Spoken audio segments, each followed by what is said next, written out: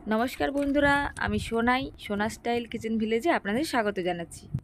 आज एमन एक रेसिपि शेयर करते चलेछि जेटा आमार तो भीषण पछंद, आशा करछि आपनादेरो पछंद होबे। तो चलुन भिडियोटा शुरू करी।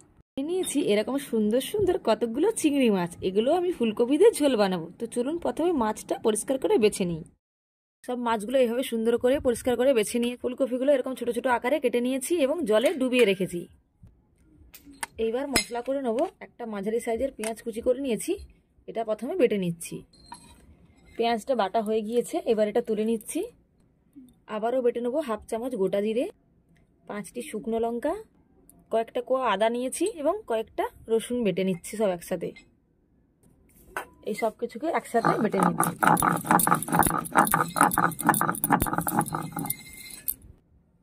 সব মশলাগুলো বেটে নিয়েছি একসাথে, এবার এটা একটা জায়গাতে তুলে নিচ্ছি। মাছের ওপর দিয়ে দিচ্ছি হাফ চামচ নুন এবং হাফ চামচের একটু কম হলুদ গুঁড়ো। এবার মাছটা নুন হলুদ দিয়ে খুব ভালোভাবে ম্যারিনেট করে নিচ্ছি। একটা কড়া গরম করে নিয়েছি, নিয়ে নিচ্ছি রিফাইন তেল।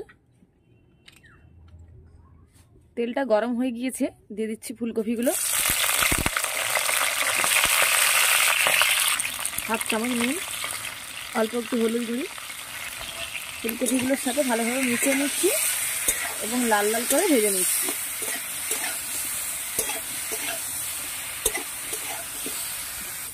কপিগুলো লাল লাল করে ভেজে নিয়েছি, এবার এগুলো তুলে নিচ্ছি।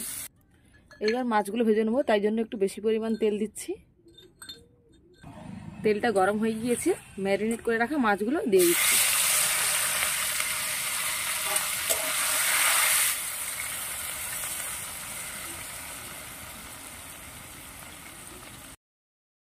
মাছগুলো খুব লাল করে ভাজবো না, এরকমই হালকা হালকা থাকবে। এবার আমি তুলে নিচ্ছি।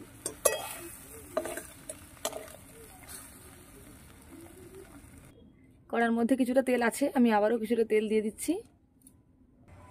গরম তেলের মধ্যে দিয়ে দিচ্ছি প্রথমেই হাফ চামচ কালো জিরে। কালো জিরেটা থেকে খুব সুন্দর মিষ্টি গন্ধ উঠেছে। এবার দিয়ে দিচ্ছি পেঁয়াজ বাটা। পেঁয়াজ বাটাটা তেলের সাথে ভালোভাবে ভেজে নিচ্ছি কয়েক সেকেন্ড। পেঁয়াজ বাটাটা 30 সেকেন্ড মতো ভেজে নিয়েছি। এইবার দিয়ে দিচ্ছি বাকি বেটে রাখা মশলা এবং সব মশলাটা খুব ভালোভাবে মিশিয়ে একটু ভেজে নিচ্ছি কিছু সময়। 2 মিনিট মতো মশলাটা ভেজে নিয়েছি। এইবার দিয়ে দিচ্ছি হাফ ধনে গুঁড়ো, হাফ চামচ হলুদের গুঁড়ো, হাফ চামচেরও কম নুন এবং এখানে একটা বড় সাইজের টমেটো আমি কুচি করে রেখেছি, ওটা দিয়ে দিচ্ছি। সব কিছুকে আবারও ভালোভাবে মিশিয়ে নিচ্ছি এবং টমেটো থেকে জল গলে এসে যতক্ষণ না মশলা থেকে তেল ছেড়ে আসছে ততক্ষণ আমি মশলাটা কষিয়ে নিচ্ছি।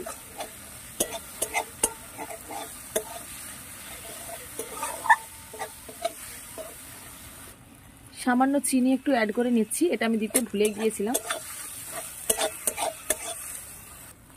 টমেটোটা ভাজা হয়ে সুন্দরভাবে গলে গিয়েছে এবং মশলা থেকে তেল ছেড়ে এসেছে। এই সময় দিয়ে দিচ্ছি আমি অল্প একটু জল। সব মিলিয়ে মোট আমার সময় লাগলো মশলাটা কষাতে 6 থেকে 7 মিনিট। অবশ্যই একটা জিনিস মনে রাখবেন, তাপমাত্রাটা যেন মিডিয়াম থাকে। খুব হাই ফ্লেমে রাখলে মশলাটা পুড়ে যাবে, কিন্তু সুন্দরভাবে ভাজা হবে না।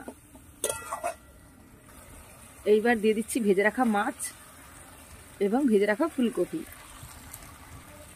মাছ এবং ফুলকপিগুলো মশলার সাথে কিছু সময় কষিয়ে নেব। এই সময় দিয়ে দিচ্ছি একটা চাপা। 1 মিনিট পর চাপাটা খুলে একবার নেড়ে নিচ্ছি।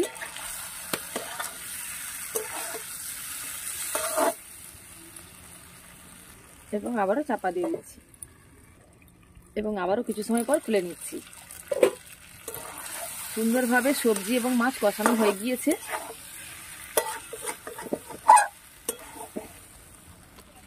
দিয়ে দিচ্ছি 1 বাটি জল। সবকিছুকে খুব ভালোভাবে মিশিয়ে নিচ্ছি জলের সাথে।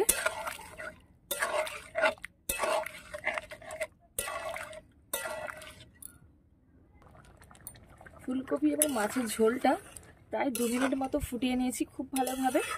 আমার তরকারিতে নুন ঠিক আছে। আপনাদের যদি কম বা বেশি থেকে থাকে তো এই সময় একটু ঠিক করে নিতে পারেন।